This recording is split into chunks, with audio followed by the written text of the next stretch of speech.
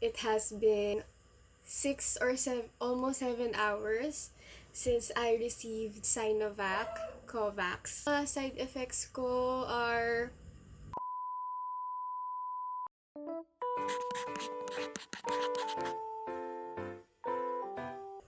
Hi, this is Aya, and welcome to my vlog. I'm home, and it's already 8:40 in the evening. It has been almost 7 hours since I received my first dose of Sinovac Covax or COVID vaccine. And so far, yung mga side effects ko are wala. No headache, no rashes, no fever, even the swelling or heaviness ng arms ko, wala. So, not disclaimer, I'm not saying that wala talagang side effect yung vaccine. It just varies from people. So, for me, I'm very lucky not to be experiencing any signs or side effects. For now, I don't know. Tomorrow or later, baka meron. But let's hope not. For those of you who are wondering why I have decided to get the Sinovac COVID vaccine, one is because, of course, it's already available. So, ayoko na palampasin to. Naalala ko nung unang in-announce yung lockdown, na quarantine tayo, and we all thought that quarantine will only last for 14 to a month. And, tada! Isang taon na tayo, guys! Happy anniversary, di ba? Lahat tayo, we were all looking and hoping for the vaccine to arrive as soon as possible. So, ayun. Second is because I care about my family and my friends and my colleagues.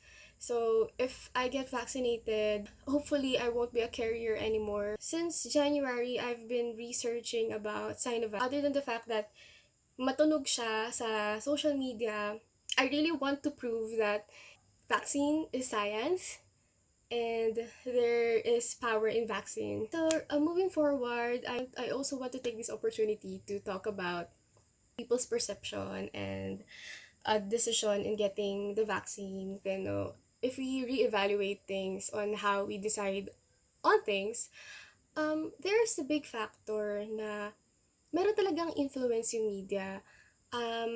Media right now serves as the most socializing agent. Kung dati, we only receive news, updates, and informations through radio, TV, and print, right now, information is at the palm of our hands. So, just imagine how powerful we are right now. We have all the knowledge in the world in just a tap of a finger. But in consequence of that, ang daming pumapasok ng mga ideas sa atin. Unlimited sources, unlimited knowledge, which has a great influence on what we think about, on what we talk about. So I guess that in this phenomena that we are experiencing right now, we can correlate this with the agenda setting theory. Agenda setting theory was founded by Combs and Shaw, and they defined agenda setting theory as the element which are prominent in the news media often becomes prominent in the public's mind.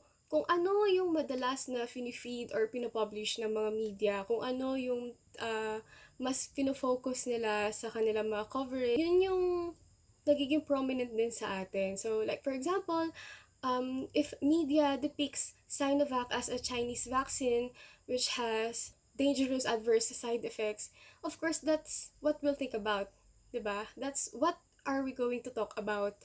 So, if media depicts that COVID is a lie, that's what we're going to think about. No, hindi naman technically to believe about, but papasok siya sa thought natin, sa brain natin. Yun yung magiging laman ng brain natin, and we'll think about it, we'll ask about it, we'll be curious about it, and that's how media, in a nutshell, influences our minds. Did you know that the agenda setting theory was tested by Combs and Shaw during the 1968 elections, US presidential elections?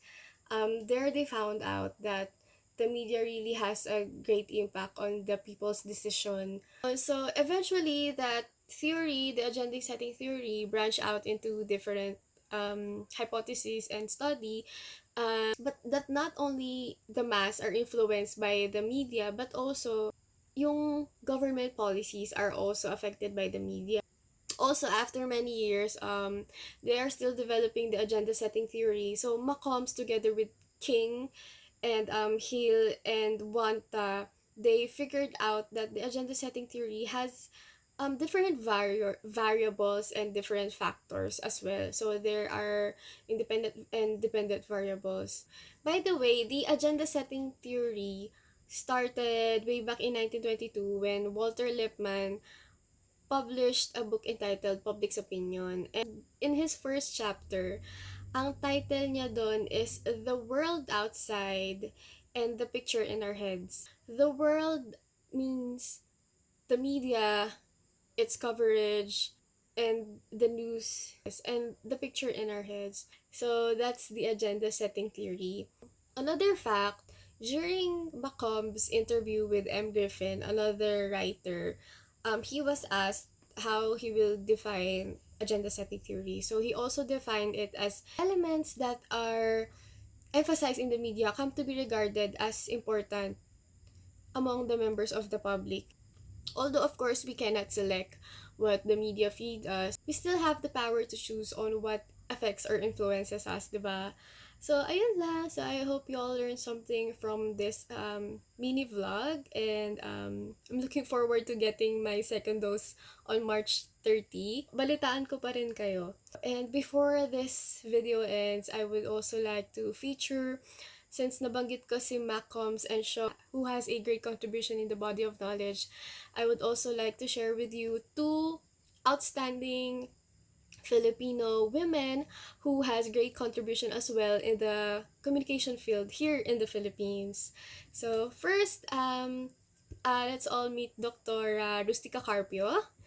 Dr. Rustica Carpio is a well-known academician, performing artist, and writer. You may have seen her in some of her movies. She wrote a lot of literature and books regarding communication. So I believe that Dr. Rustica Carpio is really talented, and she's someone I really look up to and I look forward to meeting also.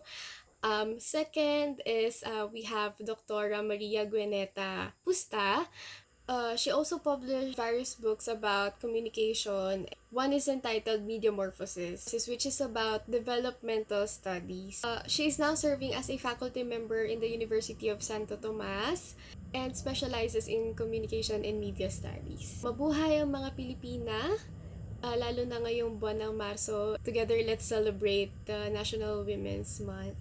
So I thank you all again for taking your time and to listen to this, to watch rather, in this short video. I made this video as a partial requirement for my final subject in my master class at the Polytechnic University of the Philippines, in the Intro to Theories and Models under Dr. Jann or Dr. Fernando Reyes. So shout out to my professor, shout out also to all of my classmates sa PUP Graduate School, and to my family and friends. Bye!